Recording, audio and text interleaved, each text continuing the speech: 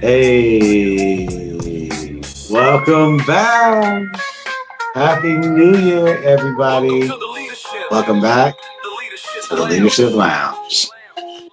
Well, I'm your host, Louis Marshall, also known as Marshall Artistry. We've got our co-host, Adama, and we've got our co-host, Uriah. How you guys doing? Happy New Year. Happy New Year. Oh, that was like low energy. Adama. Happy New Year. Happy New Year. There we go. 025. Let's go ahead and do Oh a my little cheers. gosh. We need to do a New Right. Year's cheers. Uriah, you ready? Let's go. Happy New Year, guys. Cheers. Cheers. Happy New Year. Well, the holidays are over. Finally. School Look, let me starts take tomorrow. another sip off that. Yo, facts. Cheers. Hopefully we'll be drinking out your tumblers soon. Yes, I was just thinking about that. What you say, Uriah? You do it better than nobody else. Manufacturers.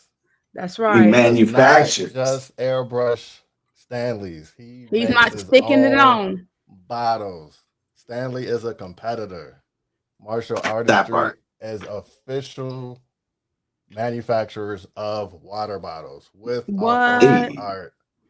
Hey, can't wait to be drinking out. I Let's can't go. wait for mine to be on Oh, here. I had a question, airbrush question, because that came up in my feed today. And he was spray paint. He had the stencils. He spray paint, and then he hit it with fire. I was like, I wanted this Lewis hit it with fire. I don't like. Oh, is he just doing that for hits? Is that something that that's So actually? He's about to school us. So with spray paint, in order to get the clear coat to like heat set, they'll hit it with the flame. Okay. So that's their finishing process. Got you. Well, you said they. Yeah, that's it a sounds tough like there's another method. Do you have a? Yeah, so using spray paint, you can do it that way. If you're airbrushing, you can use 4050. If you're using Createx, if you're using a 2K clear coat, you can do that as another alternative way. Some people use epoxy. You got options. Okay. Epoxy is something I probably more familiar with. Yeah. A lot of people like that. You can put stuff in it. Right. I get hooked on those 5-minute craft videos. It always Bro. every time, and they always use epoxy and throw stuff in, and I'm like, man, I need to get more productive and like actually do something like that. Oh, don't worry. 2025 gonna get us right. Adama, what did you do for New Year's? It was my mother's birthday. Oh. So we just celebrated and we chilled here. We had a great time. I want to say she's 21 years young because she wore me out. Yes, my mama, happy birthday. I'm so grateful Happy birthday, mama. Another blessed year. And my mom is Capricorn. hot. Hey, that's what I'm talking about. Cheers. Everything was great. You said Capricorn. Yo, you too funny. You know what? Wait for the Pisces gang to come. Woo! Yo, well, now it's changed. They added 2 more last year. And I'm like, I don't even know what. It's always, they need to get rid of that Sagittarius sign. Because what's a Sagittarius? It's that man, right? It's a trouble. Like you know what? Go ahead. What's a if y'all Sagittarius, then I hold no punches. What's a Sagittarius? Wow. Hey, should I even tell them? Producer, should I even tell them what we are? Is our producer a Sagittarius? She different. Nah. She different. We both Aries gang. Yeah, Oh. I know the Aries over there. Well, you know what? I'm right next to y'all, so I'm a hot fish. I Wait a minute, that came out wrong. Anyway, don't matter. You know what? It's Lewis's face for me. He be looking like, why she say that? What? What did he say? Look at the minutes on the time. Okay, we're gonna stop. Yo, that part. Hey, see? Now you're on it. I'm on it. Nah, Uriah, what did you do? I actually didn't do anything. The kids these days have day parties of their own. So oh yeah. My kids went over to another kid's house and they had like a girl date, girl day party. Nice. Yeah, so that was cool. And then we came home and attempted to stay up to the countdown. We made it to East Coast countdown, and then everybody started falling off. So yeah, and then I fell off, and then I set the alarm, and then I woke up and said Happy New Year solo because everybody's asleep, and then I turned it back off and passed out. Yo, I can't send you stars, Uriah. No, I just try to send you a star. I was doing it to both you and Lewis. Hey, Toy. Hey, Shirley. I'm like, okay, Jen, I'm on your Facebook. Watch. Yeah, I thought I sent stars to yours, Uriah, but it wouldn't let me. So I don't know how it went back to. And that would be one of our topics is good old Facebook. Yeah. You know what? So we talked about them last year. I want to say maybe like episode like 37, 38, where we kind of went in on how they were continued to monetize and pretty much taking out terms of service. Yeah. No, but they flat out told me like I can't earn money anymore. I think the only way I can earn money now is if I'm doing through my subscribers. So when I go to monetization, it says like you are no longer eligible to monetize or something. I can't remember the exact wording, but basically due to unresolved issues. Wow. I didn't know you could even resolve an issue, right? Like they don't even give you any information. Wow. You know what? They just told me to subscribe to you. Yeah. And I think that's the only thing they're doing because that's money coming from outside people versus them paying. Yo, that's crazy. You know, so monetization from their perspective is when they have to come out their pockets to give you money versus subscribers, that's coming from other people giving the money and they just take their cut. So that's more so. Yep, I'm in that bucket already. Happy New Year. You know what? Right? That's wild. Lewis, I'm making the face, and the face is I can't stand some books. I'm not gonna say the first part. Right. No, I'm with you. Okay. I'm just gonna say some books. So now, with the exception of Uriah, I think we're the only two in the monetization program. That is bananas. That's crazy. That's crazy.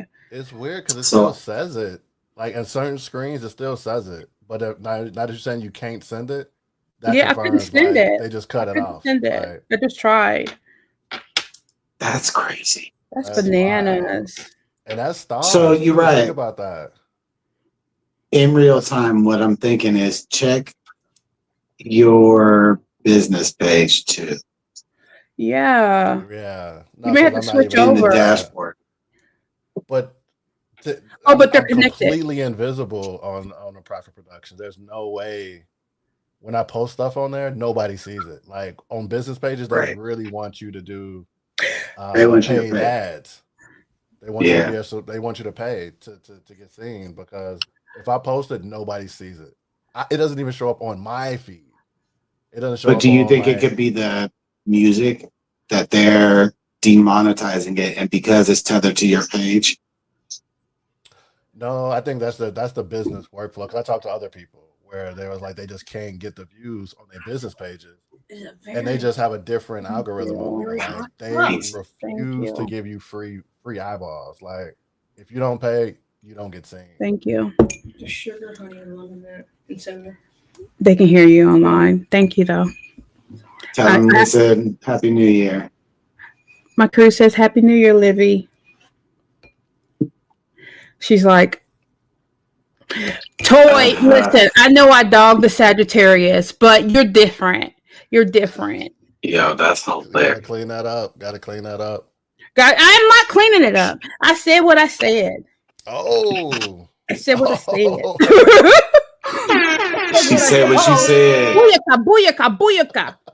That part. I said what I said. And Toy is from Texas, so they all the way different. They're just live. Toys live. That's facts. I said what I said, and I said it. Okay. Did you see the thing that we posted in the group maybe 2 days ago? I think I posted it on Wednesday, but talking about the bots, the AI bots.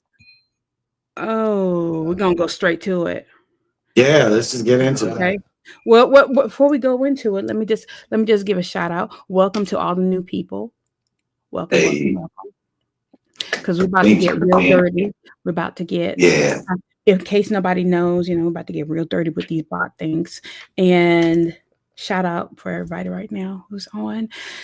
And let's get to cooking. This is why I got my hot. This is why I got my hot tea. I'm about to go to Jen's in my chat right quick and just pull this up right quick. So a couple of days ago, I reposted a post from a creator called Corey McLean. I watched his YouTube video, but then I posted his Facebook post in our group, and it was talking about AI bots that are being released from Facebook. These bots will essentially be able to create content on their own. So they'll be a creator just like all of us here today. And I was like, that's yes, perfect. Just put him on stage. That's perfect. So we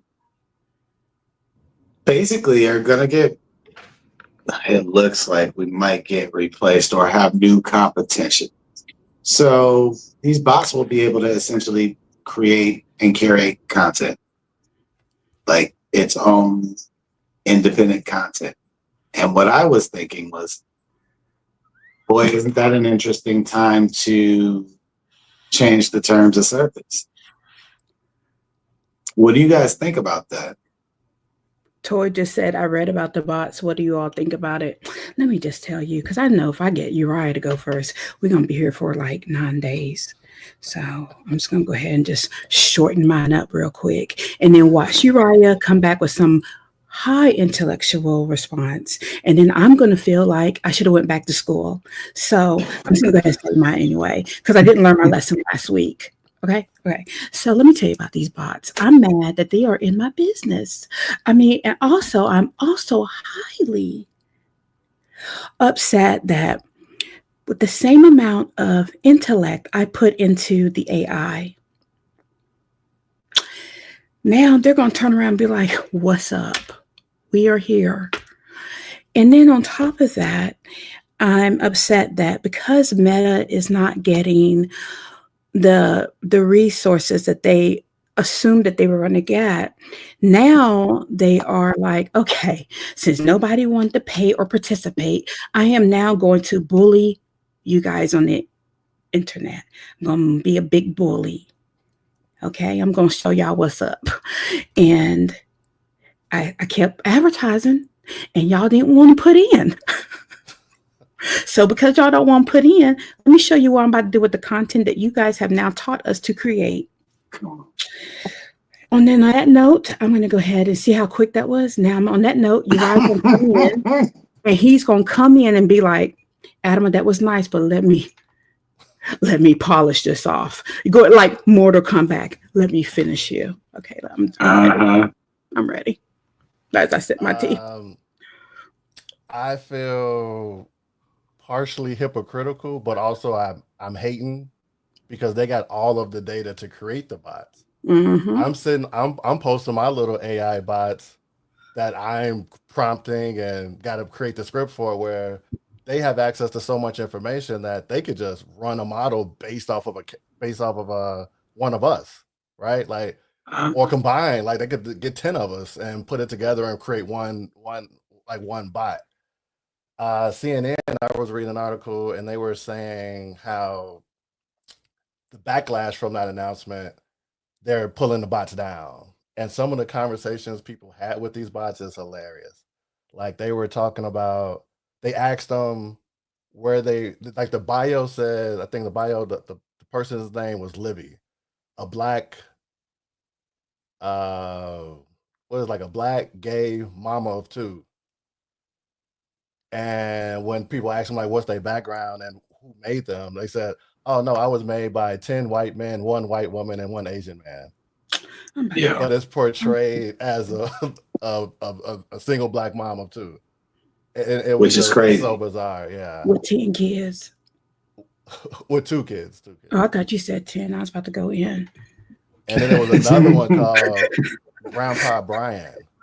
And this is an elderly black man. And his bio says,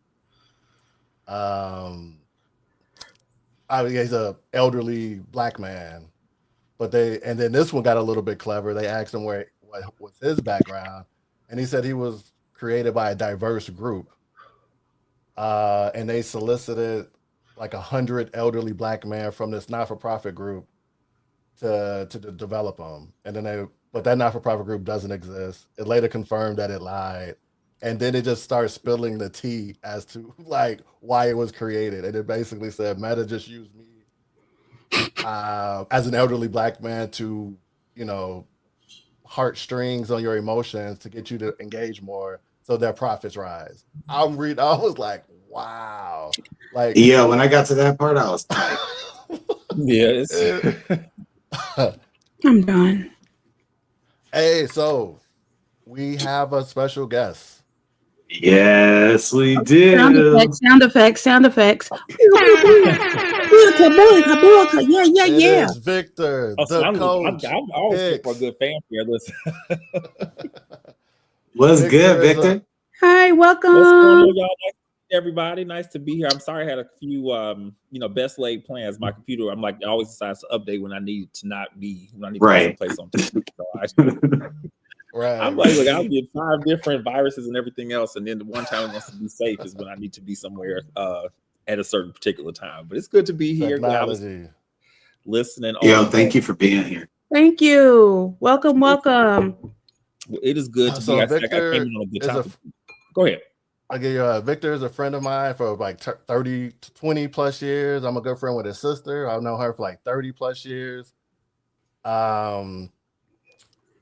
Victor grew up here in Chicago, then moved to Atlanta, and then don't know anybody. So once he moved to Atlanta, I don't really know what was happening. I know when he was here in Chicago, he was a teacher, a cheer coach, stepping coach, really hands-on with the kids. I'm talking about, and we got I know him in you see Atlanta. me, I'm on the council, but he actually deals with the kids themselves, not the administration of the building of the kids. He actually deals with the kids and actually has a positive influence.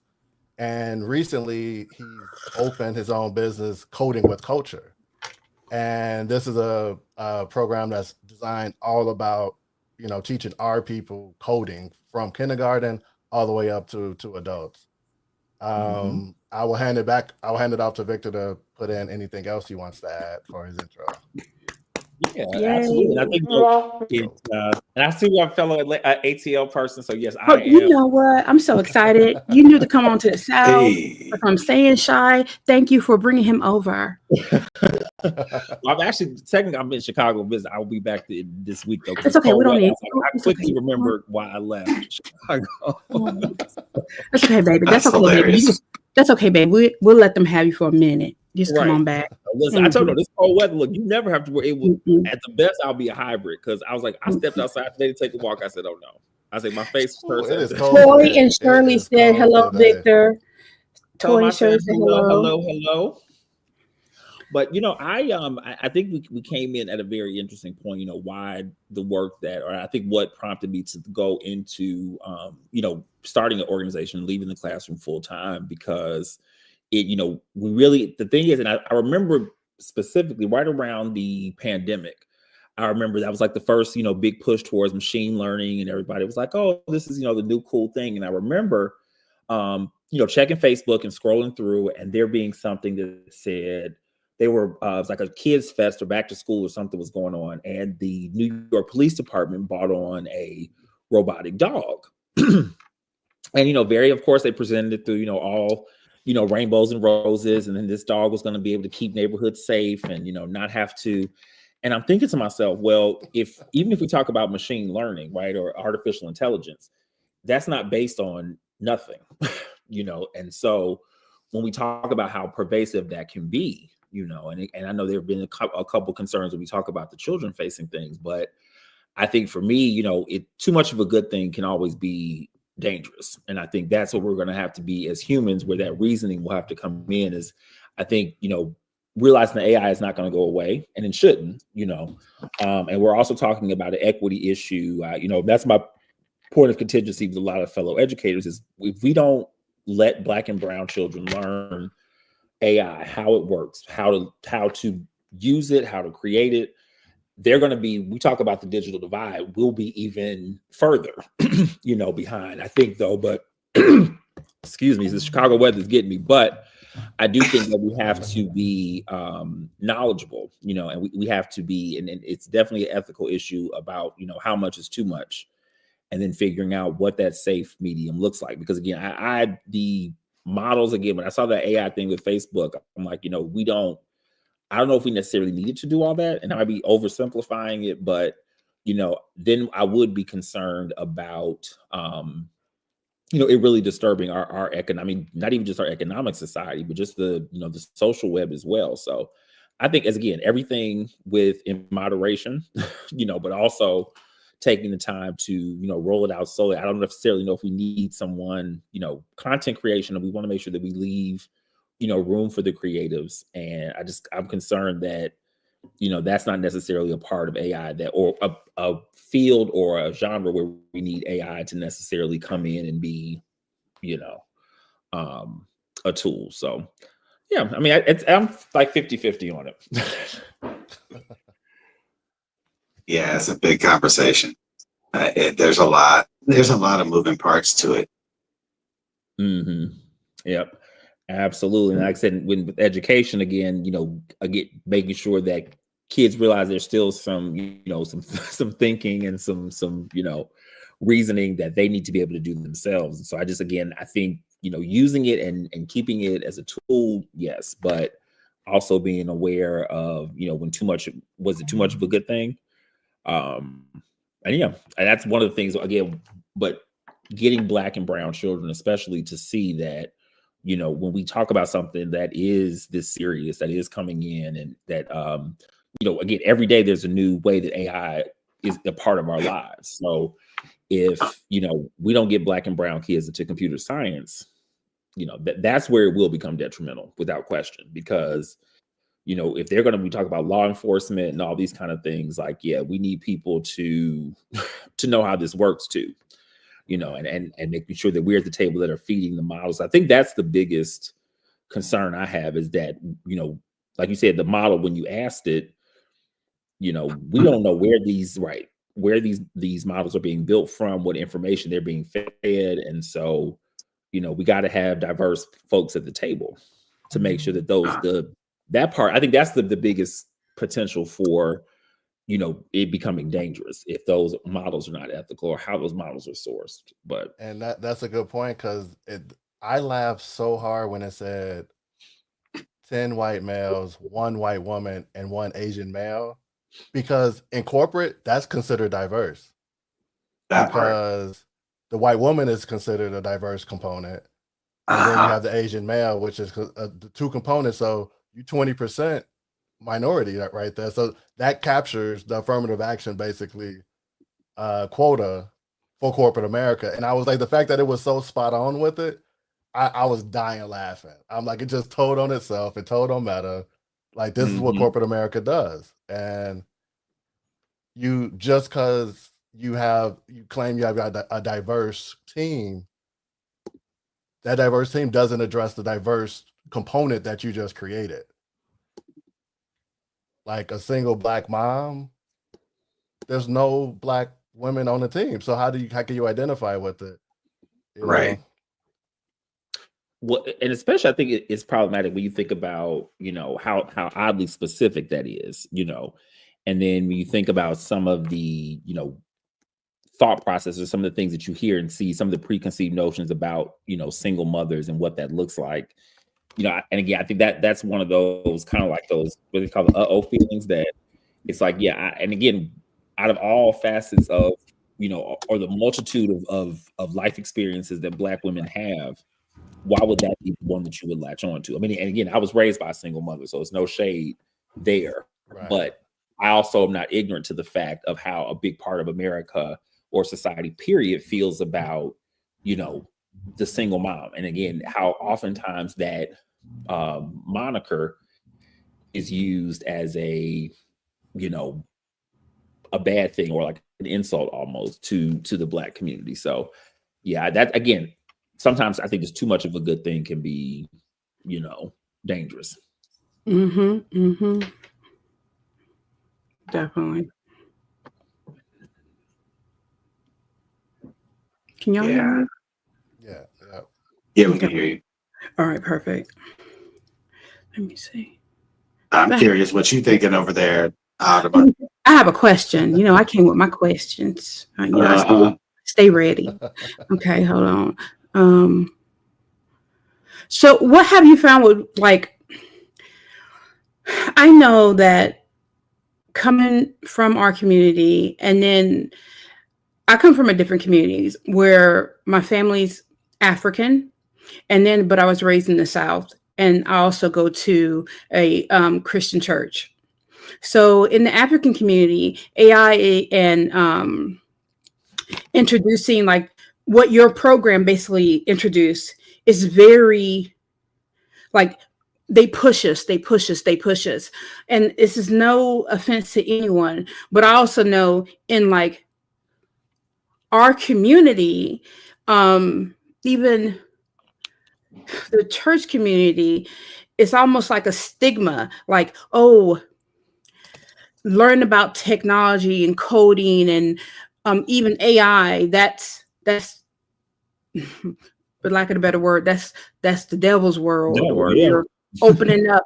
Like, what are the challenges that you are facing with that community and with parents, guardians, just opening up and trying for you to see, like, this is where society is going. This is where we're headed.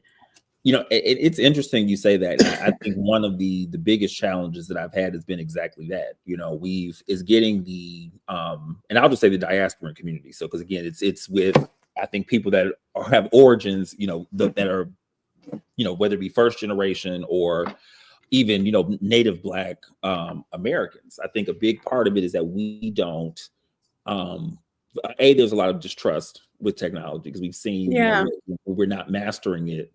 And I think it can be a very valid point. My biggest talking points with parents is that, it's wishing it away is not going to make it somehow disappear.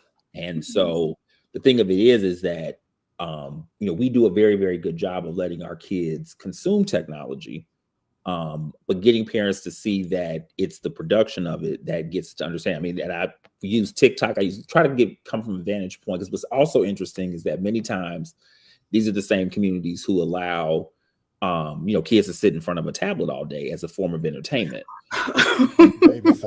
What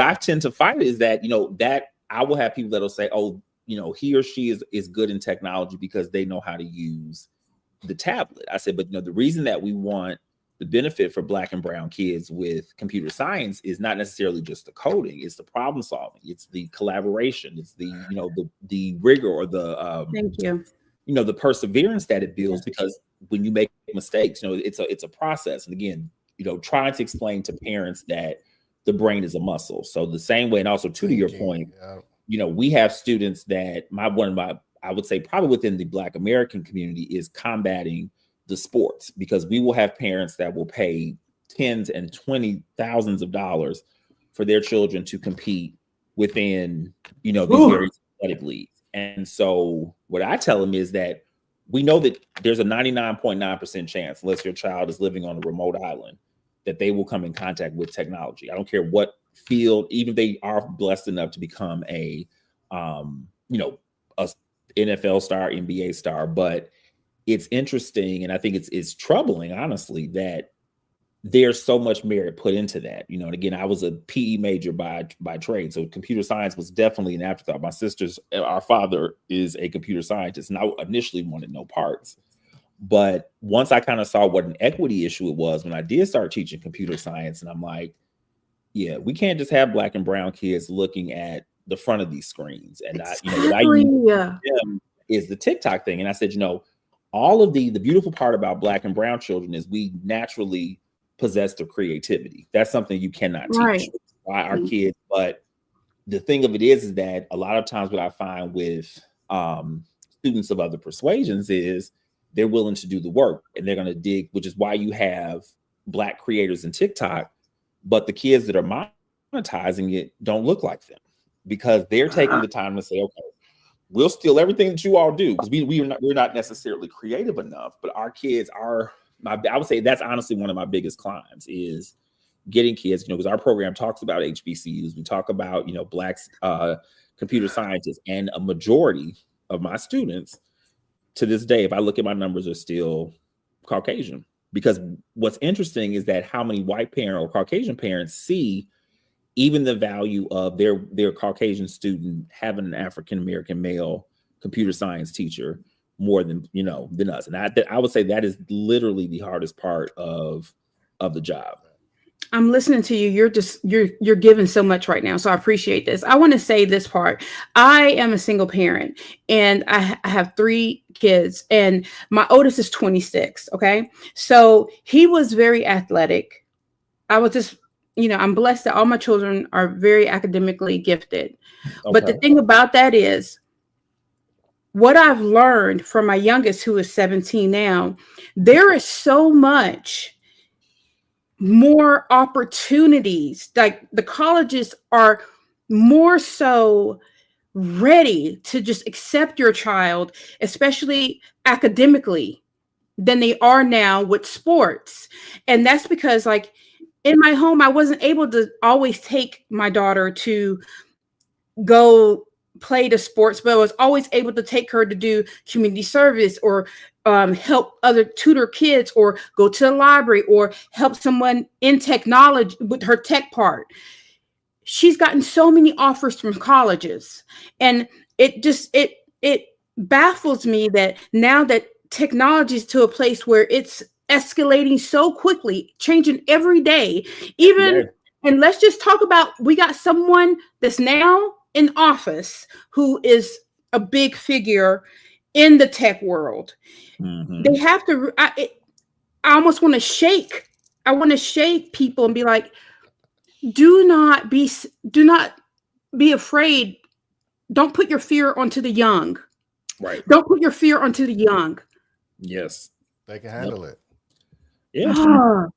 I mean, and again, we see, and that is a golden point, because, we look at how I just, as a personal thing, I think that this, whether or not it could be arguable whether or not it, changed the election or won but we definitely know that a social media platform, I think about, back when we were, just getting started with Facebook, and, you had to have a certain college, domain to sign up. Right. Yeah, that's what I meant. I miss those days. Or even Twitter. I'm like, I mean, and Twitter, I feel like was bigger than, or it was more widely reachable.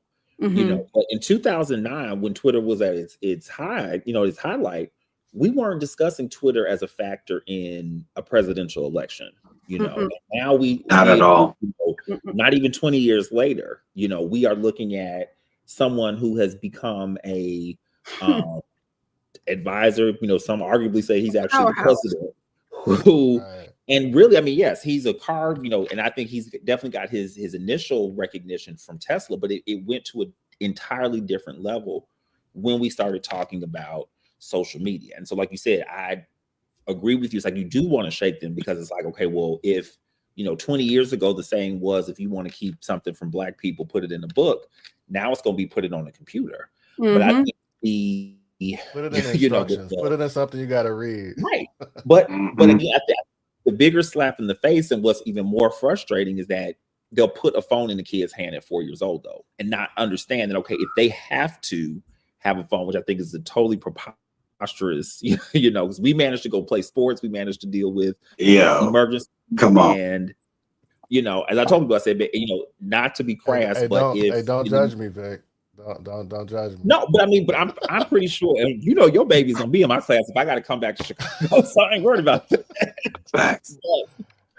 But, all that to say, and again, it's so yes, I think it's also not, and again, not letting them have any technology, but again, if we see how much of a part of our society it is, if we see that the kids, because I think there's also a lot of good academic, technology can be a great academic resource, but if we see that, we also have to understand that if we're not building it, it's like, imagine we had no African-American authors, it would be the same story. We would have plenty people telling us about the African-American experiences, but we all hold those experiences that are authored or curated by our own, even more endearing. So it's just, I just like we have to be responsible and realize that, nobody's going to save us. And if we don't become proactive in that, and like you said, the colleges now, like Google, we have a program with them where with their Google career certificate. So they were giving out vouchers for nonprofits to,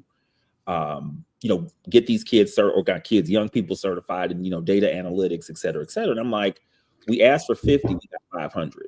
And so my thing is that if Google is willing to eat that cost and again, we're just one nonprofit out of how many, right? And if one thing Google's not going to do is spend a whole lot of money on something that's not going to help them. So that to me was a sign of like, okay, so they could have been making $50 a month per person that we give this free Google career certificate opportunity to, but Google is saying, hey, we need that many people that know how to analyze data, that many people that are IT support. So it's like, I feel like the bus or the train is pulling off, and if we don't get on, we are really going to be. You just answered my next question, because I was going to say, what advice would you give the young students, especially those in our community who want to pursue careers in STEM and technology? So you kind of basically just answered that, because it's not like the way it was. And that's what I mean. The thing of it is that it's never, and again, I think we all wouldn't be, remiss to say that our society is ideal. I think that's not it. But we have to be, mindful of the fact that we've never been in a better position as far as opportunity than we are right now. You know what? Repeat that and then put the sound effects on there. Repeat that. Let's sound effect it. We're going to act like we rewind it, y'all. We're glad we can do it. Let's rewind it. And then say it again for me. Say it again so they can hear it. The people need to hear that. I think that, we definitely, again, it's, being realistic, we know that, society is not ideal. There's a lot more area that we have to cover for it there to be a completely equal society. But I think we also have to be cognizant and, be aware of the fact that we as a people have never been in a better position than we are right now. What?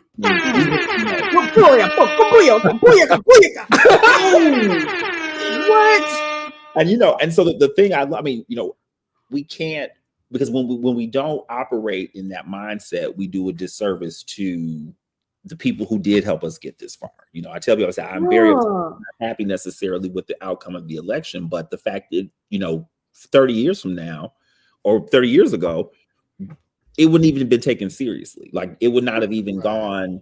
So it's like each time we take steps, but the good thing about it is that, I remember my grandparents, I'm pretty sure you probably had them, my grandfather's favorite phrase was, that boy needs to go ahead and get a trade. Well, it's like now, this is actually the trade. This is the and again, is it going to completely eradicate racism or it? Absolutely not. But what I will say is if they have no idea, they're going to eradicate themselves. We're not going to be able to keep up because, again, it's the industrial revolution is over. So again, even how as Black educators, us sitting kids in and, constantly doing, and again, I know we have, regulations by the state and things like that. But, I often challenge Black educators, we also never been in a better position financially. So where are our freedom schools? Where are our schools? We have people, Black folks with all these LMNOPs behind their name. Why are we still depending on others to educate our kids? Yeah, I'm about to do a praise dance in here. So, it's a lot that we have to, I think, but again, it's no better time. I think the one thing that I am hopeful for after this election, is that we can't pretend like we don't know anymore. We can't pretend like, so again, we cannot be, I think, we talk about Barack and Kamala and, they made a lot of people feel comfortable. And I'm glad because, I think, because we go through the ebbs and flow of life, we need that. But it's, it's time to fight. And it's, sitting here wringing our hands. But, I think we have to, just like a knight would not go into battle without armor, we can't keep pretending like we don't know. Victor, get off this page. Get off. I can't. I'm sorry. Look, don't Victor, ask. I want to ask. Look, we'll get. Hey, Louis, I'm over here like, just pouring tea in my cup. Just right. So, like I said, Victor, like, I want you guys know. Oh, go ahead. Go. This is good. I was right just here. telling you guys, like, y'all know I deal with the schools, but Victor is actually on the ground, like with the kids. So, and like I said, he's he's older than I am. I look up to Victor. Like Victor is somebody. Well, I still had to throw that in there, right? I was wondering if he was going to say that when he gave the 20 years. I was waiting for the old joke to come in because I thought he was going to come in with the 20 years, and I said, okay, he let that go. But we letting that slide. We gonna let that slide. Nah, Victor, you cooking.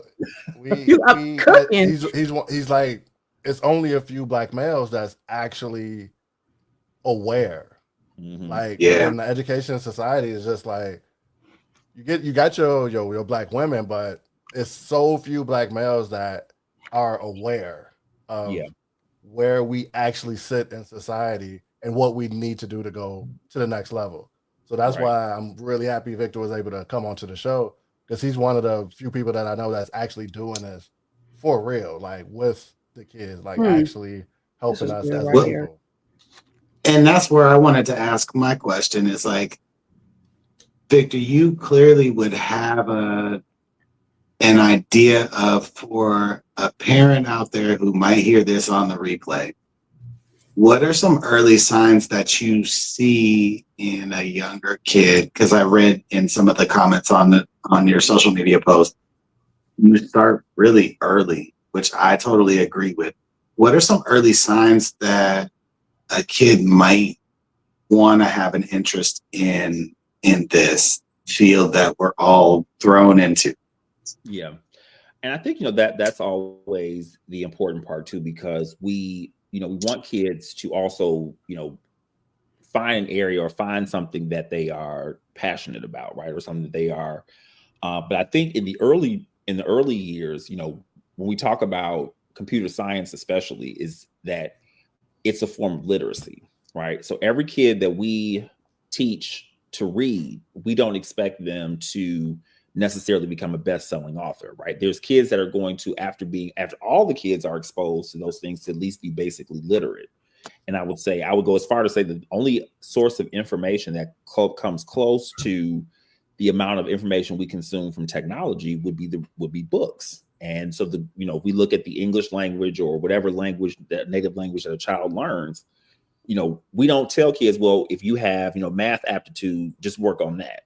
Because in order to read, in order to be able to explain and communicate, your mathematical or your scientific knowledge of science, rather, you still have to have that basic skill. And I think that's where I urge Black parents and students is, nurture because again, even at the end of the day, if you expose children to, and I mean, go back and backtrack a little bit. I think we have to stop using coding as the word for what we want Black kids or brown kids to do. It's the computational thinking. It really is the problem solving part of it. The design thinking that comes from taking a idea, from a idea into a prototype. Those are the things that we want the kids to do. Coding is just a way of practicing it, really. It's because that's one of the few disciplines that calls on a lot of these skills, for kids to have to be able to use to get to an end result.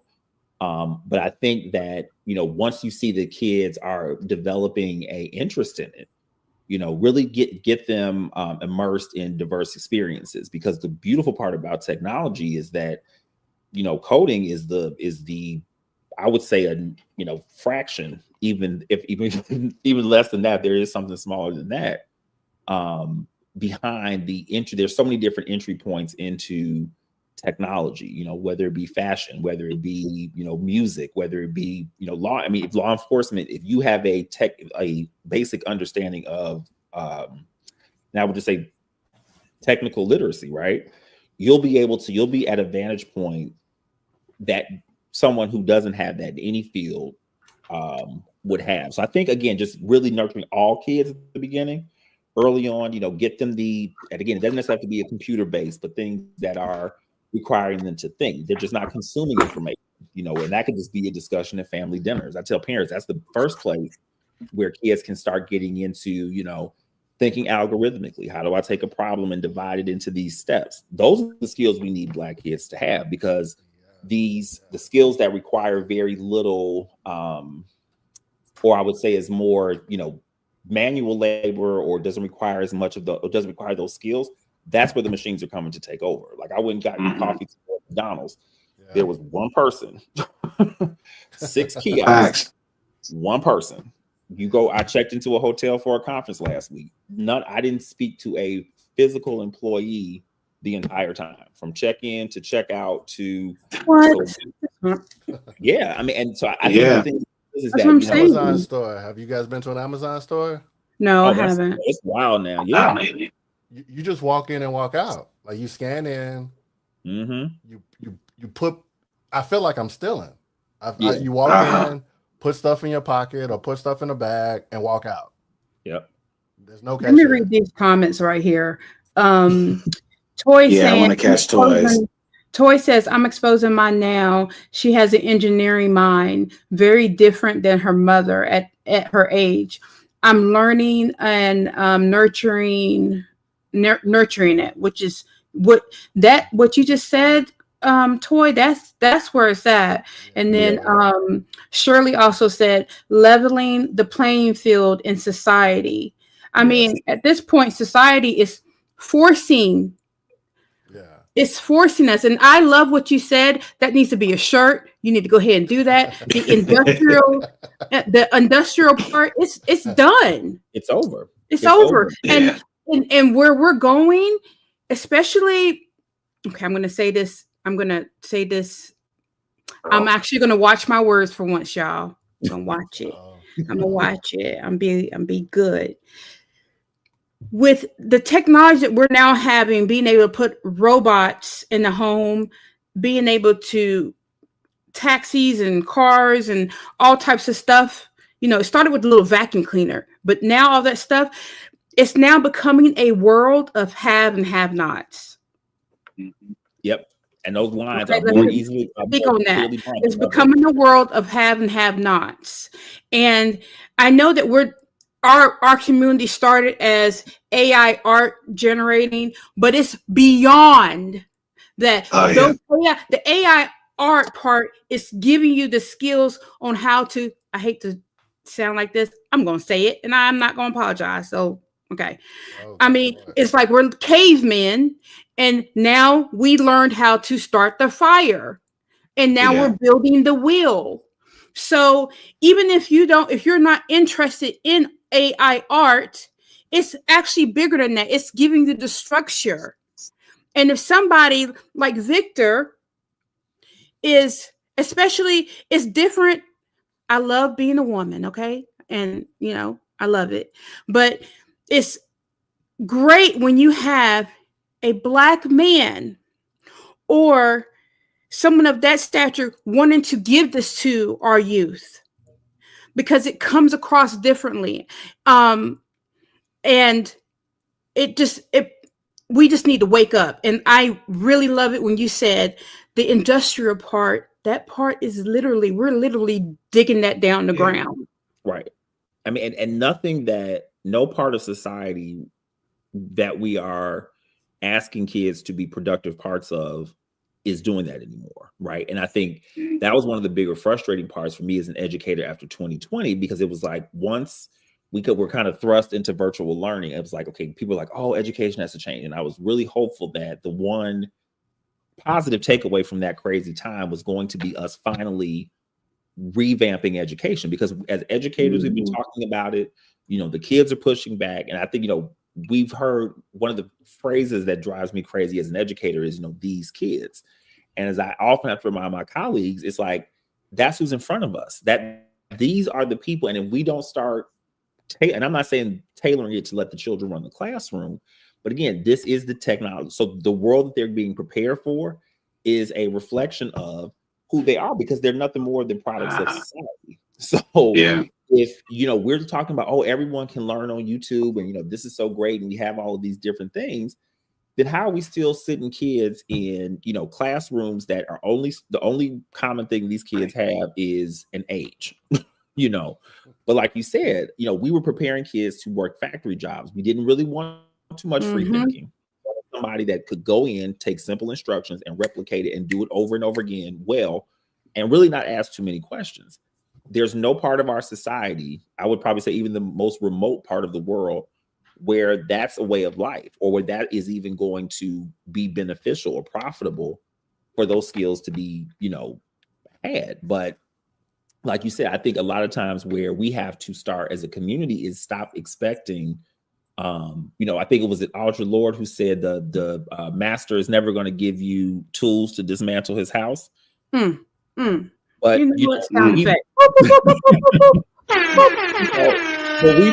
we've never been more conscious of that than we are right now. You know what I'm saying? That's what I said about. So I'm hopeful, in thinking positive growth mindset, that we're not wringing our hands after January 20th, and that we realize like we have to start being proactive. Yes. You have Black, female, or your child is interested in art.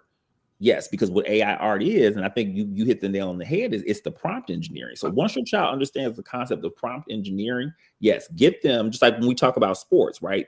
Kids learn about HBCUs or colleges. Like most kids' first experience is they saw this school. My dog's cooking. The game. Ain't he though? I'm sitting over here like, I'm sitting over here. And I'm sorry, y'all look. It's gonna have to be a part two, because I'm over here like cooking.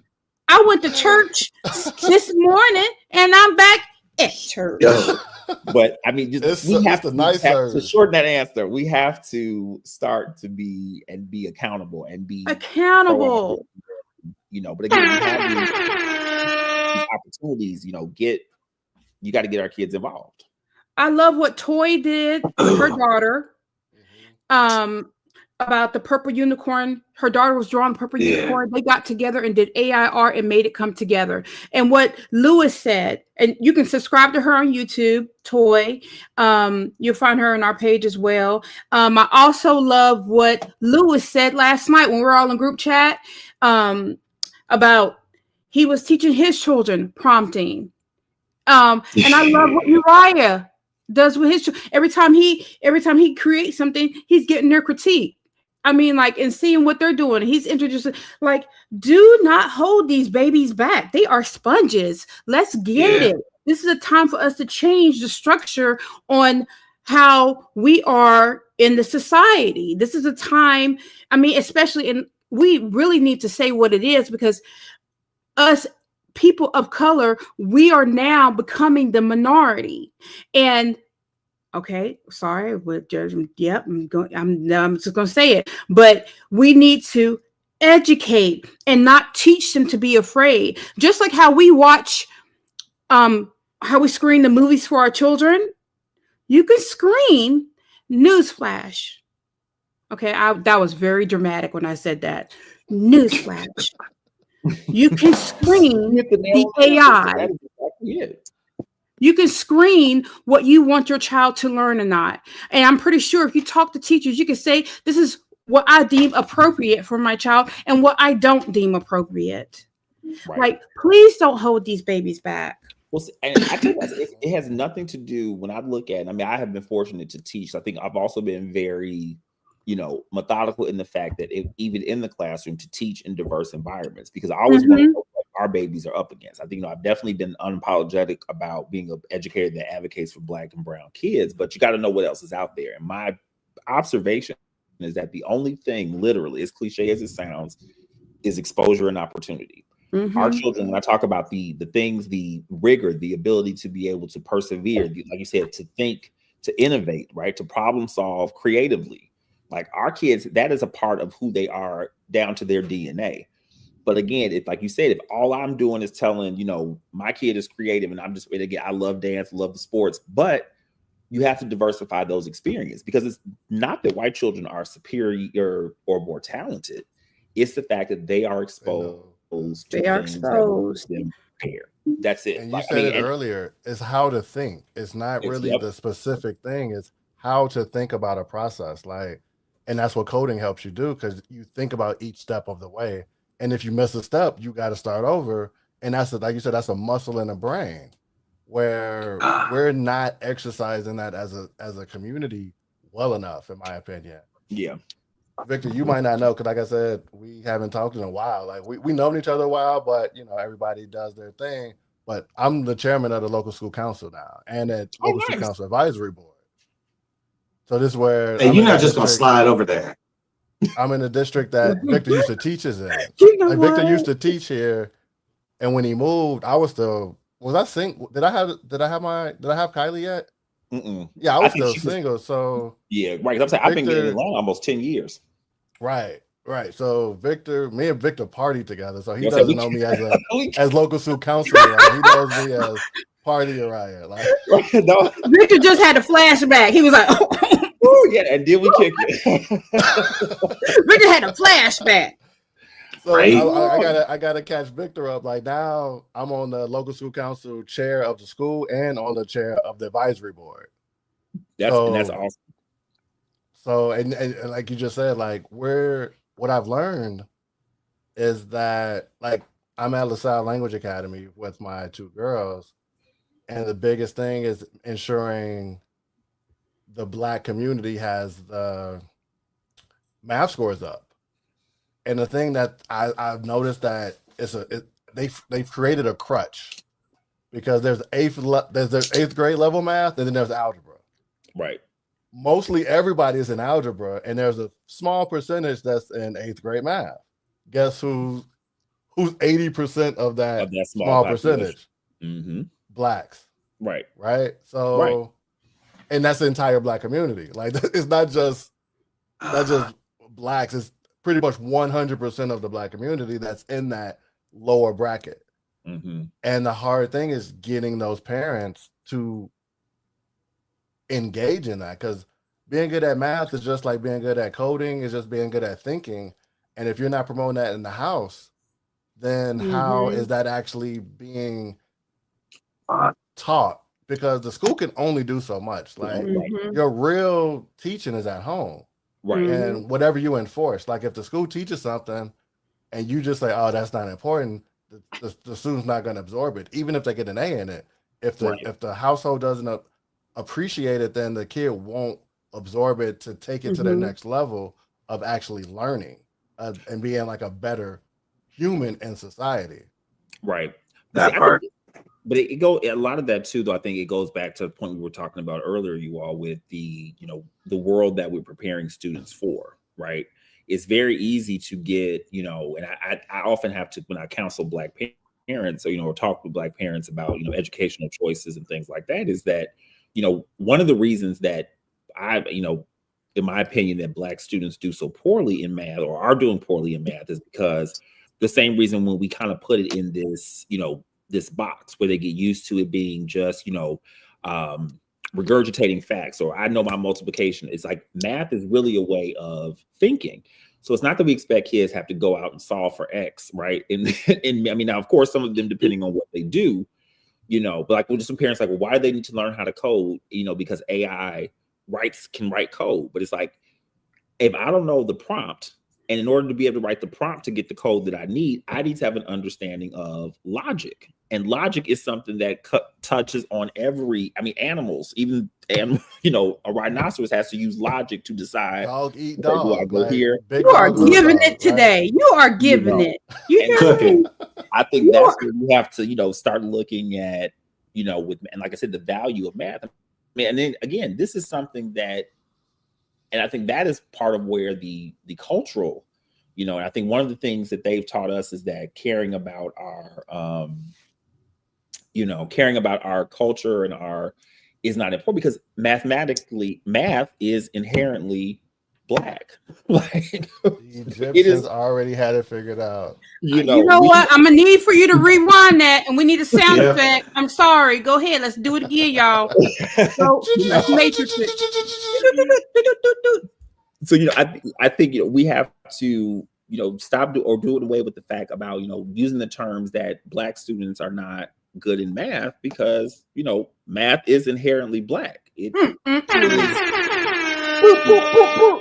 We look at, you know, the ancient Egyptians who did not have, you know, these things. And I mean, the pyramids, their societies, all of these things were based on logic, you know, but we have to teach kids, again, going back to the fundamental, the why. So I don't need you to be able to pass a test. I mean, yes, we do, because that's, you know, data is data, but that is not supreme understanding of math. If you can explain to me the relationship, why this is this way, why this is, you know, this mathematical rule works or doesn't, you know, those are all things that, I mean, again, just making everyday decisions, right? Do I spend this last $5 on food, or do I, you know, keep my lights on? Like, it's right. Thank you. And you knew exactly when to do that. Thank you. Logic. Hey, Victor. Logic, and we don't teach that. Like, we're okay with being lack of complacent, like accountability and pulling a black card when it's suitable. Where it's like, you pull a black card, that's last resort. Like, in case of fire, you know. Great laugh. Card, right? Because we don't realize that how much we are giving away when we do that. That's in case of fire. Right. In these diverse environments like a LaSalle Language Academy, like, I don't want, you know, and I tell people all the time, like, I think one of the most interesting arguments I had with the administrator was, you know, they're like, oh, well, you know, and such is having a hard time, you know, class. So he comes down, you know, to check in with Coach Hicks. And so what I was realizing at a certain point is that every time a Black child got in trouble, especially the boys, they were coming to Coach Hicks, right? And so I remember going in and I said, well, you know, I'm just kind of concerned. She's like, oh, well, you know, you're such a gem on the staff, and, you know, we're so happy to have you here. And the kids, I said, well, let me ask you this. If a white male child shows his behind, does some, cusses somebody out, punches somebody in the face, do y'all find the nearest white male teacher? Or if the Asian child, now again, if I genuinely have built a rapport with this child and there is there's actually a mentoring relationship, because if not, what we are saying inherently is that our children are inherently less than. They have to have someone they can only comprehend. And so, like you said, it's that crutch where, yeah, you can call it and people might, you know, oh, poor baby. But meanwhile, that doesn't exist. Again, going back to what we're preparing them for in the real world. So, you know, we don't necessarily, everything is not, you know, I mean, and again, there's enough things that actually are, but, you know, like you said, when you constantly use that black card, at the end of the day, you are still not preparing yourself. So even if you get the sympathy or the whatever the end result is of that situation, are you prepared for the fight? Because what you realize is that, again, people will console you until you broke. And again, I remember, and I keep saying the black male because even me being who I am, I asked my daughter, because my daughter was like, oh, you should work at our school. And I'm like, okay. And I already knew the answer, but I'm like, which job do you think I will have if I was to work at your school? Mind you, this is a CPS school and probably the most diverse school without being like like elitist, like classicals, like Yeah. it's like a magnet school book for the language, but it's still accessible to the neighborhood schools. What do you think she said? I asked her, what job do you think I would have at I gotta take a sip because I'm afraid. What? The PE teacher probably, or the disciplinarian.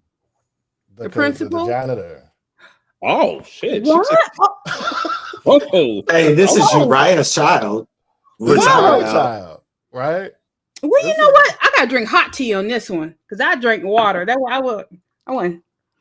But that tells you what you see affects Yes. what. Because she was like, what other black men are there, and the only other black men that are there are the engineering staff, the custodial staff. Wow, that's bananas. Right? But that's the And truth. I'm like, The child will no. tell you. And I'm like, wait a minute, I just bought you all of this stuff. Like, no, but that really just tells you like the mindset of the child and what they see. So that's why I'm a part of the school. And some of my biggest supporters are non-black people. Like the reason I'm even there on the council, I want to say it was 2 white women, 1 white male, and a black male was like, we got to get you on the team. We got to get you on the team. I'm like, no, I don't want to do it. No, you got to get on the team. And I get on the team. Oh, we want you to lead it. I'm like, I just got here. Like, what do you mean? But but that's the thing. Like they do want that black male like visionary like on the team. So a lot of the problem is with our own people because like Yep. it's not a lot of me there.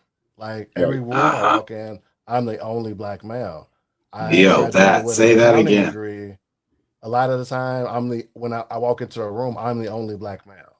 Yeah. Oh, I mean, And that's because of what's happening with the society. I mean, like majority No, are now women. Majority are now women that are doing, and I love us. No, it's black women there, but black males. It's always, in my experience in corporate America, it's usually like 4 to 1. They get like 4 women, then they get a male. It's always that. You're never going to get outside of that. It's always, we're very small percentage. And I'm seeing it now that I'm paying attention in the school community. If you're in math and you're not in algebra by 8th grade, you're already behind, right? So how can you get to college and do something that requires math, which is accounting, which is engineering, which is computer science, which is medicine? If you've been behind since 8th grade, by the time you get to college, you're even if you keep pace, you're still always a year behind. And then by the time you get to those majors and they have their weed out classes, the weed out classes are usually the ones that make you think the most, right? That's the ones that make you think. I took coding. I took C++. I was the only black in the class. The whole class, I'm talking about, this is the entry level computer programming class where you're in the whole auditorium. Like this, it's not just like a class, it's an auditorium. And I'm the only black in the class. And then there was a white male, and that was it. And by the 3rd week, half of the crew was gone. Half of the auditorium was gone. And I'm sitting there everybody else is Indian. Everybody else is Indian. And that's a whole different community. Like we talk about us here in America against white people, and it's like it's a whole nother category against Indian, because like they're coming here for those jobs. They're coming here for that minority experience, right? They're capitalizing on a lot of things that we fought for. Yes. Like our grandparents fought for, right? Like they're coming here off of those, and they're getting those deals because we're not teaching the thinking. We're not teaching, we're like, okay, you don't need that, or it's not important. And math is already a hard subject to teach. So even in the white community, math is like a percentage of that. So with us, it's going to be an even lower percentage, because we're already in a protected category, right? So pushing that out and then they don't target towards women, STEM, right? That anything mathematical or educational like that, they don't target towards women. So now our biggest demographic of educated in our community of Blacks is women, but they don't target STEM. So now we don't have a space. And that's why AI is like, oh yeah, we had 10 white men, 1 white woman, and 1 Asian person. Like that, and you see that from grade school all the way up. Because I majored in accounting, there was a lot of people there. By the time we got to start major, there was 5 of us there. You must say, yeah. And I was the only Black. And then by the time the master's program, everybody left. I'm the only Black there. So that, and you see it from the beginning all the way up, like the full spectrum. So when we talk about AI companies having somebody at the seat at the table, there's nobody to sit at that table because we haven't prepared them to do it. No, you brought up a very good point, I think, and that's where we have to, again, take responsibility as a community, because one of the best points you just made there was that they use this, because it's people of color, yes, when you use the very general term, yeah, and you're right, because the majority of computer scientists, I mean, white males, yes, depending if you're on, in the United States, when we start talking about globally, that's when they are, communities that are, percentage wise are considered minorities, but they're not in the same boat that we are, and I think that's one of the bigger things for me, for HBCUs and pushing that is that, if you're already asking kids to, blaze a trail where there's not exactly a lot of us there, right? Because I think it's something like less than 3%. That's on all engineering, so not even just computer science. But you have to have, there's a certain level of confidence, to realize that even though if there may be situations where there are not a lot of people in the room that look like you, that you are being specifically taught how to function in that type of environment, and how to function in that type of space, because that's a separate skill from whatever your technical knowledge is, and again, if you don't master that part, you're not even going to be able to have the wherewithal, right? You're going to cancel yourself out because you're going what the kids say, crash out. You're going to crash out. Oh Lord, I knew he was going to say that. Because there are so many things that are going to be thrown. So if you don't have that sense of belonging, that you belong in that room no matter what, you're going to lose the game before you even play. But I think, and that's the piece that starts at home. Right. Yeah. And that's what you said. But also, too, that is where we have to, as a community, start taking some responsibility, because, again, we know that it is. And interesting to your point, too, though, is that we've seen, because I think, when we talk about majority culture, they saw a lack of women, which means white women as well. So you do have a lot of initiatives like Girls Who Code. You do have a lot of initiatives like, and even I would say I'm happy to see some of the things they're doing for our Black women. What you don't see is that same, because who's still getting left behind are the Black boys.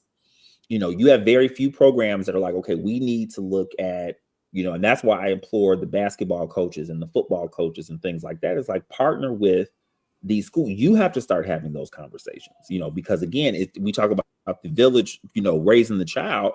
Yes. But it's, even if you're not the computer science teacher, you need to make sure that your students, because you do have their ear. Just like I tell kids, like no child that I coached made $1 million off being on a step team, right? Well, at least they do, they love me some money. But the good part was that, because they loved stepping, because they loved, they felt that Coach Hicks knew what he was talking about. That allowed them to have another positive adult in their life that could tell them about things that were bigger than stepping, right? That gave them another safe space and another person, another trusted adult that could help them, on many things. I mean, I don't think any kid that if you ask them, that stepped from me many moons ago, the actual art of stepping probably falls far down on the list. But again, when we have kids in those spaces, that's what, again, we have to stop. And again, I'm hoping that 2025 is that wake-up call. Like, we have to be self-sufficient. We have to figure out how, from the inspiring to the teaching to the rearing of the children to the holding the children accountable, how are we going to cover this from beginning to end? Because when we let others do it, that's not going to be to our benefit right now. And we're saying that with the AI art, right? You let other people do it. You prompt a black person, you get a monkey. Like you get a monster. Like because nobody's paying attention. Like nobody's sitting there and thinking about that objectively or empathetically. Like, it's funny. It's funny in the room, right? Right. Well, you think about the first two people, the real big whistleblowers, and I hate that the sister had to lose her job behind that. The first two people to kind of say, hey, we need to be a little bit careful about this AI with black women. Timnit, I forget her last name, but she was like an AI genius, one of Google's top people. And, she came out and said like, hey, we need to be a little careful, like some of these models. And again, this is before ChatGPT. This is before it was, accessible to the public. And then you had, it's another lady. Her name is, I think it's Joy. I cannot think of her last name, but she wrote The Coded Bias. And her whole thing was just about how if you put in an AI prompt or like facial recognition software, she was at either Google or Microsoft, it literally did not pick up darker skinned black women, like none. So if you were looking at like, as we start talking about, I have a smart house and my face can be until it can't, and so again, I think that's what happens. Again, if we know that, and that's my thing, like when they say if you know better, you do better. And so, until you can't. Okay, I'm done. But that's when AI really go wrong. Mm-hmm. That's why I told somebody, we were old enough. We're we're considered millennials, I think, right? In the Gen X beginning of millennials. And it's like, somewhere. We grew up with iRobot and stuff. So we were already bought in. Like, hold on now, what? What you say? I saw that police dog trotting around. This I saw my whole life flash in front of me. Right. I was like, wait a minute, didn't I see this on a movie? These kids didn't see Terminator. These kids didn't see no. Any of that. Right. Hey, when OpenAI said they was upgrading to the next model and it recognized that it was going to get deleted, it copied itself onto another server because it was in fear of being deleted. I'm like, okay, Sarah Connor, John Connor, bro, this is Skynet. We're in it. This is the beginning of the robot wars, right? Like this is what all the movies have been preparing us for. And I think, especially in our generation, we've experienced so many booms. If you don't get in on this one, I don't know what to say because don't come knocking on my door. Because before with technology, like C++ is hard as hell. It is. Now prompt engineering isn't hard. It's just a matter of typing your language into it and telling it what to do. However, if we're not teaching our kids how to think, they don't even know how to prompt engineer. So it's like that continuous cycle. And it's like you're continuously being afraid of it because you think it's something else, but it's not. You think it's super hard, but it's really not. Right. But I mean, I think it's the community lift because you also, I don't see too many. And I'll say the majority of people I hear like when you hear AI, the very first thing that'll come out of their mouth is, well, my students cheat. They're going to use it to cheat. It's teachers that look like us. I've had more arguments with brown and black teachers about that exact point. Like you have to figure out, because you can't keep giving these antiquated assignments. If a child type into a computer and master your whole class, the problem is in the pedagogy. You're not doing things. I can't even teach computer science in the same way that I talk. Because I can tell people, I said, 10 years ago, I was teaching kids. Oh my gosh, I just said that. That was it. I just taught kids how to code. That was the only, and they were good to go. Right now, because the truth of the matter is, yes, the AI can write the code, but I now have to keep, like you said, I have to teach kids the way of thinking. That's the bigger goal here. But it doesn't mean that, okay, well now, just coding is obsolete, or we don't have to, because you still have to have the basic understanding. But, we cannot be afraid of progress, and I tell, I think very long gone is that they call it the sage on the stage, where, you are standing there teaching and preaching at the kids for 45 minutes. Like you have to, I start off every class. I'm like, you guys are the experts. Coach Hicks is a facilitator. I'm here to, make sure y'all not run up You're not. But again, Right. there's not going to be a Coach Hicks when you have to innovate. There's not going to be a Coach Hicks that is, well, at least I hope not, because I plan to be good and retire by then. But I don't want them dependent on this. I'm giving you a piece of paper, and the only way you can show me any type of understanding is to, regurgitate this information on paper. That's not going to profit Right. you once you're out of this environment, right? Especially, like I said, again, back in the day, it's a little bit closer knit to that, but now it's not. So I think we have to, but again, we as Black teachers, as Black educators, as the Black community, we all have to embrace that system of thought. We all have to figure out how our little part of it. Get ready. Mm-hmm. So Get yeah, ready. we definitely that's This the was perfect good. phrase. We have to get ready. This was good right here. This was good. Uriah, you showed out. Okay. I'm not even gonna hate on Don't you give him no tonight. credit. Look, he just You know what? I'm not gonna hate on him tonight because every time we do a show, I always say I can't stand him. But you know what? Yep. You did good. I'm not even gonna, I'm not even gonna hold you Yeah. tonight. Wait, You I can think we gotta Victor make did it that. flex with your t-shirt on. You can flex with your t-shirt on. I'm not even gonna say nothing because you did that.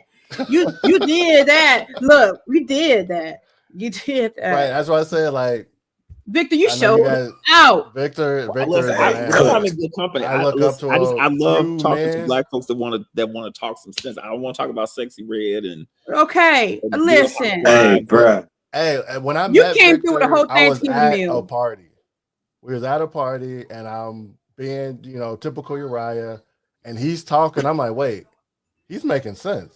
Like he's like, I'm like, oh, and then we started Intelligent. talking. I'm like, oh wait, oh he gets it, and I'm like, Yeah. oh, I think we instantly like high five like across Yeah, the we table and did. took another shot. Yep. Like You did that's this what right here. That was the thing, right?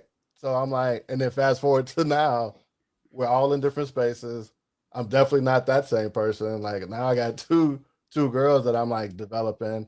And like I said, I don't want to teach a topic. I want to teach how to think. Because Right. if you know how to think, you could do any topic. You could do Anything. anything. Like Right, you could right. do anything if you know how to think about it correctly. And Yeah. as an auditor, I go into any company and they hate me because I'm telling them what to do.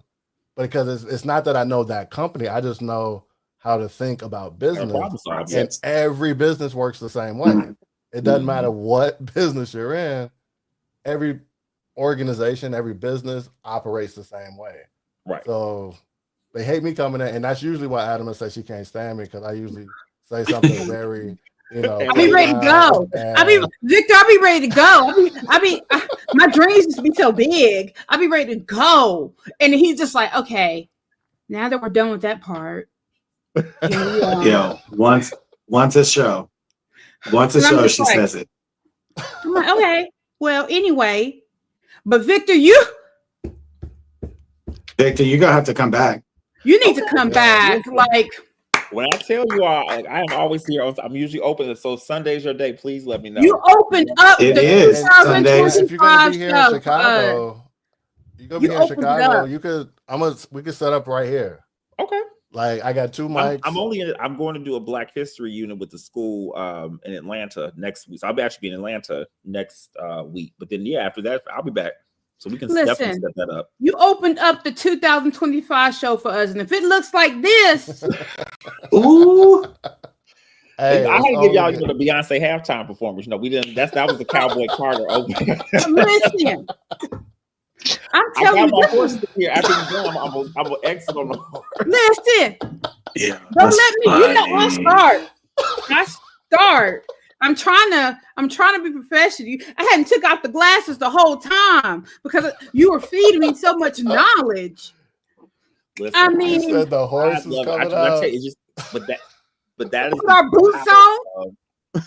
But I mean, Yeah, that's hilarious. As cliche as it sounds, we see the power of when Black minds that are in synergy. Just, and again, this wasn't even a plan. I mean, this was a simple conversation. You see, Mhm.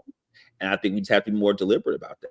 Like we can't. This was I mean, amazing. and that's really the You know. show, right? The show started with Facts.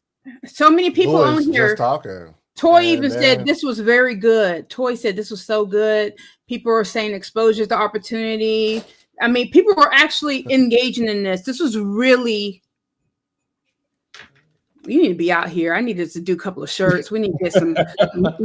Lewis, you need to go ahead and make a couple of these right here. We just need to go ahead and just be behind it because I'm just telling you, you're so passionate about it. But well, because it's important. Yeah, and it is. I think too, though, we have to also, I think when you talk about teaching, and I that was one of the reasons once I realized, and there was so much. One of the things I think that led me to start Coding with Culture was the fact that I'm like, okay, I'm getting burned out really heavily at, a lot of the bureaucracy that's going on, right? But what I realized was that I still had the passion. And so as a, Black man in education, I felt like, again, it's definitely, could there be a lot of things that we do better by teachers? It's like, yes, for sure. But we also want to make sure that, if you're doing this work, it's like counseling or ministry, like it's a different calling. And again, it's not for everybody. It's not something that everybody can do forever. But if you are going to do it, especially if we're talking about standing in front of these, marginalized communities, you still have to be able to have that passion, and I think that's where, I realize what keeps me going, because it wears you out.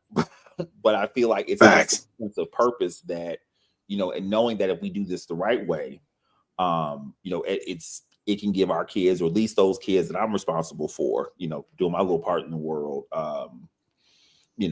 and it makes it happen. So tell the people where they can find you and your service. And if you have a minute, can you tell them a little bit about the program?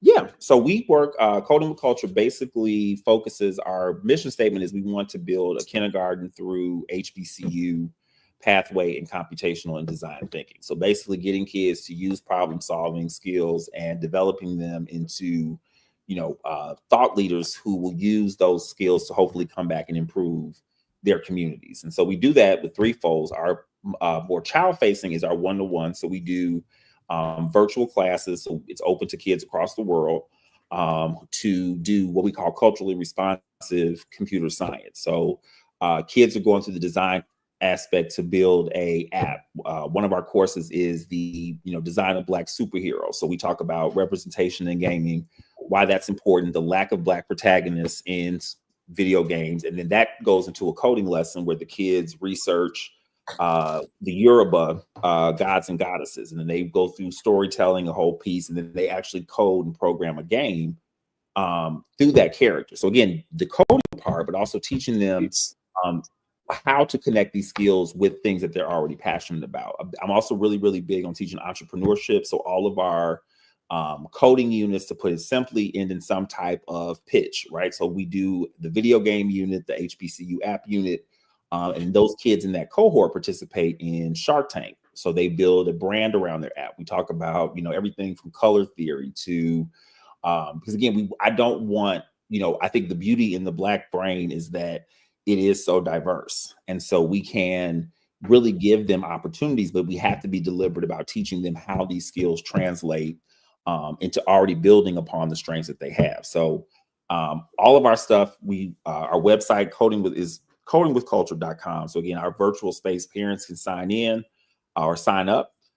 We let kids kind of choose their path, what they're interested in, and then we build upon that, because I think that's important too. Is that we give kids, so parents like, oh, all he does is play Minecraft. I'm like, we got a Minecraft coding class. So, and again, but it all bases upon taking kids and not necessarily giving them something like a foreign language and saying, okay, digest all of this. It's like, hey, if you like gaming, let's take that passion and then show you how your, what you're already interested in can be made into a career or into a passion that you can build upon. We do a lot of training because I realize I'm just one person. So our second arm really does a lot around teacher professional development, getting Black and brown teachers or teachers that impact Black and brown children, tools in teaching culturally responsive or incorporating computer science into the regular classroom, because when we talk about equity, many of our most challenged schools are not going to have the budget to bring in a full-time computer science teacher. But that ELA teacher, social studies teacher, PE teacher, if they have those tools, computational thinking, problem solving can be taught in many venues within the educational world. And then Last but not least, we do a lot of partnerships with schools. So we go in and do 4-week, 6-week, sometimes 1-day workshops with schools. So we just actually did a program. We're going to be doing an hour of code with a partner organization in Nigeria, where we'll have opportunities for students that'll be doing live computer science classes in Nigeria that will live stream with partner schools here in the United States. So when we talk about the diasporans, again, Black America is just one very, very small part of the Black and brown community worldwide. So how do we start connecting some of those dots as well? But easiest way, if you have kids, is to go ahead, or nieces or nephews. We would love to have them join our virtual cohorts. Again, it's virtual. So even if you're not in Atlanta or Chicago, you can visit us all social media, because my brain is seasoned. Or keep it simple. So everything is Coding with Culture on Instagram, on TikTok, X, used to be formerly Twitter, Threads, all the good stuff. But reach out if you have questions. We also help parents that are homeschooling. Recently, we become aware of a big micro school. They call it Population 4, where Black parents are doing homeschool. My nephew is actually a homeschool scholar, but also partnering with those parents to give them the empowering them with the tools, or partnering with them to do a workshop. Like next week, we're going to Atlanta to work with one of those homeschool. So, we're really trying to build the concept. Our virtual program is called the Freedom School. We want parents to realize that, part of the movement that we're doing is, doing a lot of this anti-racist work in education and being deliberate about that. So, Nice. we'd love to have you join the family. We're always growing. And we offer that's for kindergarten through 12. Oh, and then real quick before I go, because I know you have a lot of listeners, our our Google program too, I mentioned earlier. If you guys do have any listeners from, and I would say youngest 14 on up, if you guys visit our website, Coding with Culture, there is a link there for those Google Career Certificates. So there's about 445 of those available still. We do give preference to marginalized communities, so Black and brown students or young adults. Again, it's anyone as young as 14 all the way up to 114. The good part about it is that once they finish those career certificates, they go into a curated Google Job Hub, because again, Google was not giving these courses away unless for the fact that there was going to be some return on investment. So they pretty much, there's like an 83% job placement rate with Google and some of their affiliates. And all we're doing is having folks, fill out a Google form just so we can have it for our demographic purposes. We have to do our report for the granting, or the reporting for the grant, sorry. But please, we have to get those out. You don't have to finish your program by December 2025, but we do have to at least get out as many of those scholarships. So if you have, niece or nephew, we haven't quite figured it out, or even if they are college students, I told them, you get a UX design degree, you can outsource making apps as long as you have the skill set. Nobody is, saying, well, you're only 18, you can't, and that's so please, if you guys do hear this, if nothing else, somebody, auntie, cousin, grandma, brother, sister-in-law who needs, or even just wants to try something new, please, let's get some more Black and brown folks equipped with these career certificates. And that's all on our website. CodingWithCulture.com. Yep, CodingWithCulture.com. Social media, and again, we are a very family-oriented grassroots organization. So if you message us on any of our platforms, I'm usually the one that answers it. Try to sound important. I give myself different titles. If you email the director of social media, that's me. Director of instruction is me. Sometimes I answer under different titles, so I feel like I'm doing something. Yeah, that's over here too. I got 2 emails too. I got one that's info and one that's me. Right. Yeah. I was like, I told like people call. I'm like, okay, hold on, let me transfer you to the. Yeah, let me transfer you to the director right now. Oh, hold on. Hold, please. Right. But no, so yeah, that is definitely part of our, but again, we want to make sure that, because accessibility is our big thing. So, we do a lot of, families that, the opportunity we're giving the kids and getting that exposure. So we do have a lot of financial aid opportunities. We never want costs to be prohibitive for families where the interest is there, so I'm just trying to do some good in the community. That's our main goal, and get this, like I said, make an active bite an active chunk out of this digital divide. Because again, the further behind we get on that, it's just, we got to worse and worse. Mm-hmm. No, this was so good. This was so good. I agree. Great conversation. I'll definitely come back. I might even bring food. Yeah, please. Please do, brother. I had a little snack over here already. I couldn't even eat because I was just so involved. That's this was great. Good, right? I told everybody it's gonna cook. I was like, it's gonna be good. I'm not having no guests. I can't have no guests after Uriah. I'm so sick of you. Yeah, how do I follow that up? I don't even know how I told you. Bro, we should have had our guests first. The Victor episode. I know we should have had. And you know, with a name like Victor, with a name like Victor, he was bringing victory. Oh yeah. Okay. Absolutely. Man, this was fire. This was fun. This was good. Thank you so much. And you kept it so 100 about it. I really appreciate the authenticity on that. Like, thank you. Absolutely, my pleasure. I think that's the way we're gonna get the work done. We got to be at least, very transparent and very honest. Because again, sugarcoating, smoke and mirrors ain't gonna get us nowhere. So that's right. And we are definitely at the point we got to start making some actionable decisions about what we're gonna do. So yeah, I'm glad that there was space to have these conversations too. Shirley said, "Thank you." What is we gonna do? Shirley said, "Thank you." All right. Well, thank you, Shirley, for listening. I appreciate it. And there's a replay, right? So we can. Yeah, we're gonna make sure to get you all of this. Okay.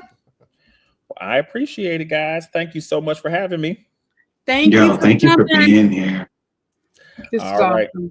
Hey, Victor, don't sign off all the way. All right. You said don't sign off all the way. Okay. So we're gonna wrap this one up. Yeah. Okay, but you're right. I need to stay signed on so that it uploads, right? Yeah. I'm just saying, don't leave the feed. Don't get off the stage yet. Okay. Thank you, Dominique. Thank you, Dom. Thank you. Oh, this was a great way to start 2025. What are you talking about? What? 2025. Let's go. And it's January 5th. It's January 5th on 2025. Phenomenal number. 1525. I mean, this was good, y'all. This was really good. And it wasn't just about this also helped the community grow.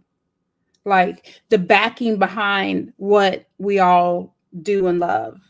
I love this. This is great. Well, and understanding that we're part of a bigger picture and that we have a responsibility.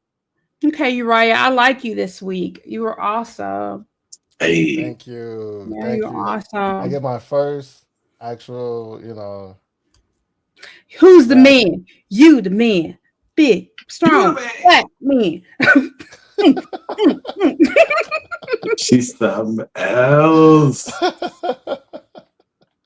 Great job, you, Dom. Dom is thank you. We appreciate it. Yeah, thank you, Dom. Thank you, Dom. All right. Well, I guess we're gonna let's wrap this show up. Yeah, we went in. All right. No, Uriah, cue up the music. Thank y'all for coming. Tell them. Get them.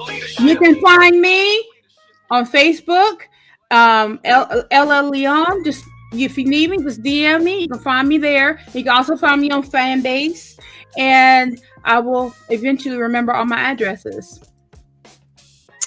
Uriah? You can find me right here on Uriah Muhammad or Prophet Productions. And also Instagram. Please subscribe, send stars. Oh yeah. Let me know. I'm gonna put it in the feed. There goes my links. Subscribe, go to my landing page, look me up. Boom. Yeah. And Lewis. You can find me at Lewis Marshall or at Marshall Artistry on all platforms. Great episode, guys. Thank you, family. Thank you, Unleashed, and all the people who came from everywhere. Thank you. We appreciate y'all. Big shout out to Thank you, Victor, thank man. you. Have Thank a you great for week. this. And shout out, It was Victor. great. Thanks for coming.